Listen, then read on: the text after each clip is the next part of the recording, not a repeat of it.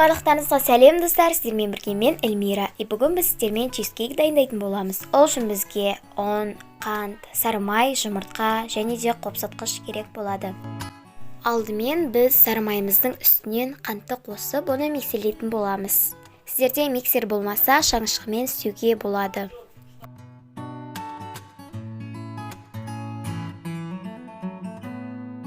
Оны жақсылап миксерлеп алғаннан кейін, оның үстінен жұмыртқа қосып қайтадан араластырамыз. Енді ұнымызға қопсытқышты қосамыз. Ол біріншіден қамырымызды көтереді, екіншіден оны жұмсақ әрі әдемі қылдырады. Ұнымызды кішкенеден қосып отырып, оны миксерлейміз. Електен өткізуді ұмытпаймыз.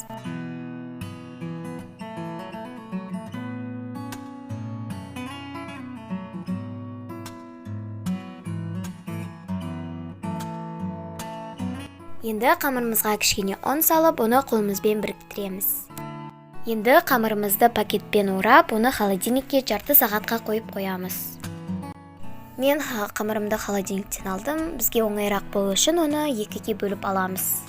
Және бізге 24-25 сантиметрлік форма қажет болады.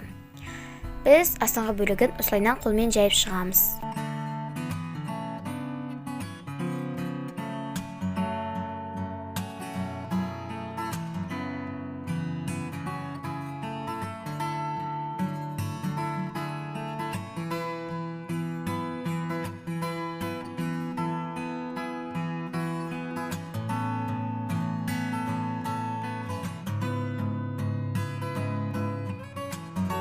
Содан соң екінші бөлігін алып, жандарына салып шығамыз.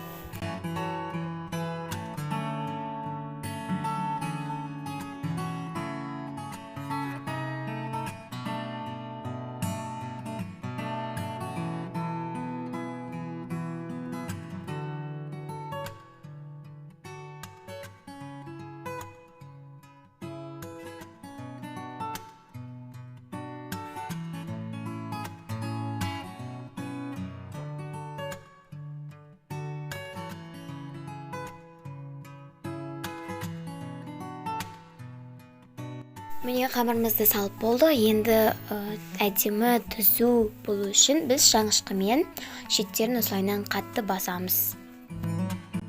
Кружкамен де басып шығуға болады.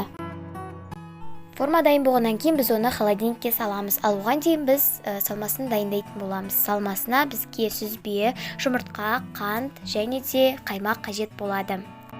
Алдымен біз сүзбемізге қант, қаймақ және де жұмыртқа қосамыз. Достар, мен ингредиенттердің барлығын описанияға қалдырып кететін боламын.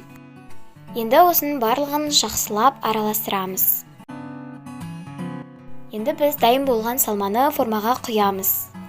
Духовкаға 180 градуста 30-40 минутқа қоямыз. Достар, мен сіздерге результатын түсіруді ұмытып кетіппін. Бізде осындай әдемі, әрі нәзік, өте дәмді чизкейк шығады. Жасап көріңіздер, өкінбейсіздер.